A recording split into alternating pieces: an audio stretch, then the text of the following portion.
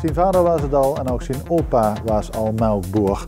Maar nu is de laatste melkboer van Romein toe aan zijn pensioen.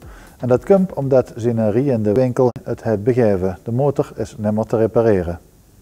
De melkboer, oftewel de SRV-wagen, die is de afgelopen jaren steeds meer uit het straatbeeld verdwenen.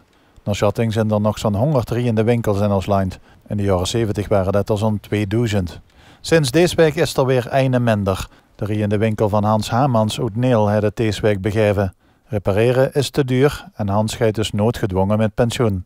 En een SRV-wagen is dit echter niet geweest. De SRV, dat betekent natuurlijk vroeger, de meeste mensen weten niet meer wat het is.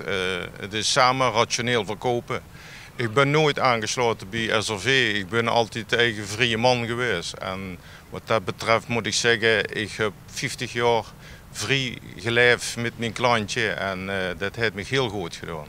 En wat is eigenlijk de reden dat ze nog een stoppen boete de leeftijd? Ja, ik moet eerlijk zeggen, ik ben 68 jaar en ik had best nog een paar jaar door willen gaan. Maar mijn auto heeft me in de steek gelaten. De wagen heeft me gedwongen om een stop te maken. En vroeger wat ik eigenlijk gedacht had. En is dat dan zo'n reparatie duur dan wat in de wagen? Dan stak er in één keer een stop. Er zitten best wel kosten aan, maar de laatste jaren heb ik er nogal aan geïnvesteerd. Maar om nu continu te zeggen, de heeft in de leeftijd en een motorke is op. Beter dat de auto het motorke op heeft, is als dat ik het motorke op heb. Ja, dat snap ik, maar je hebt natuurlijk een bepaalde klantje kring. Die verwacht ik daar 1 of 2 keer in de week of wie dat ik voort gerond. Ik voer nog 5 dagen in de week rond. De laatste jaren heb ik dat allemaal een beetje afgebouwd. Maar er zijn klantjes die zijn verhuisd, die zijn er naar een verzorgingshuis gegaan. Maar de meeste klantjes die ik nu nog heb, die liggen me aan mijn hart. En ik moet eerlijk zeggen, ja, ze liggen me allemaal aan mijn hart. En verzin gewoon nu eraan toe om er een keer een puntje aan te zetten. Heb je alleen een Neel rondgereden met de wagen? Nee, ik ben in 1969 ben ik begonnen op Donderberg met 30 woningen en in 1976 zijn we getrouwd en toen hebben we samen de zaak verder uitgebouwd. Donderberg, Hoogvonderen, later nog in Masneel, de oude kern en dat hebben we samen met de vrouw gedaan. En, als ze het nog had blijven doen, was je nog doorgegaan? Dan was ik zeker nog doorgegaan, want ik ken mijn klantje niet goed missen. En dat zal in de toekomst zeker nog willen zijn om dat nog allemaal te verwerken. De klanten zullen de service van Hans gaan missen, want van internetbestellingen hebben zijn klanten nog nooit gehoord. Een handgeschreven boodschappenlijst kreeg er met en Hans zorgde ervoor dat de boodschappen tot in de koelkast werden bezorgd. Met name die sociale contacten met zijn klanten zal Hans vreselijk gaan missen. Ik heb dit nu 50 jaar gedaan. Ik ben begonnen in 1969 wie ik van school afkwam.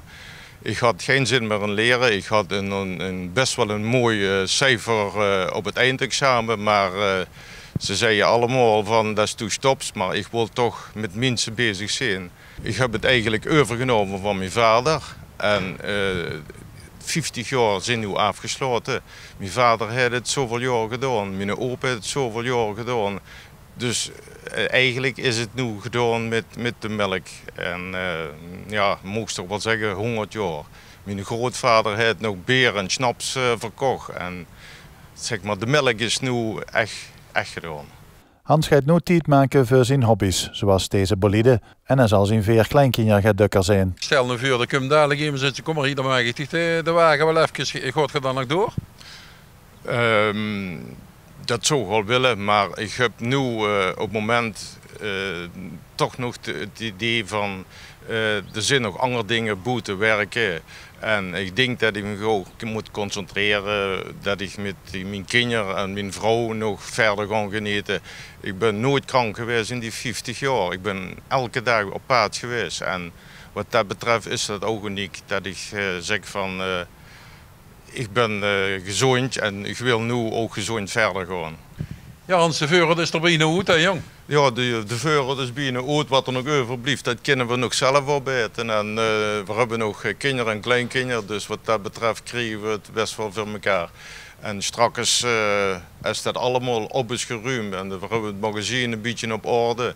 Dan werden er van Jacques Theeuwen 2 schoon sportfietsen geleverd. Die hebben we voor een paar maanden geleden besteld. En ik verwacht als het weer een beetje omgeet te staan, dat we klaar zijn hier en dat we flink het kilometers kunnen gaan maken. Dat we toch beweging hebben. Dat is heel goed voor de conditie. Dat is goed voor de conditie. En ik heb ook nog een persoon boven op de zolder, nog een persoon, een wandeltje. En die moet ik ook nog een keer inlopen. Dus we krijgen de tijd best om. Dus druk zat samen met de vrouw op de fiets en dan komen ze misschien hier toch nog wel een keer tegen. Dat denk ik zeker. Ja. En ik denk ook nog dat ik heel veel klantjes tegenkom in de toekomst waar ik geweest ben. En als de vrouw mij mist, dan denk ik dat mijn gsm gaat van waar zit ze vandaag weer. Eigenlijk mijn laatste vraag is eigenlijk, wat wil je tegen een klantje allemaal nog een keer zeggen die wat ik 50 jaar trouw zijn gebleven? Ik wil ze allemaal hartelijk danken voor het vertrouwen wat ze in me gehad hebben, wederzijds.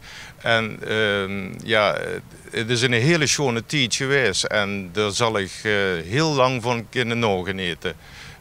Ja, in ieder geval hartelijk bedankt voor alles en ik wens u het allerbeste dan.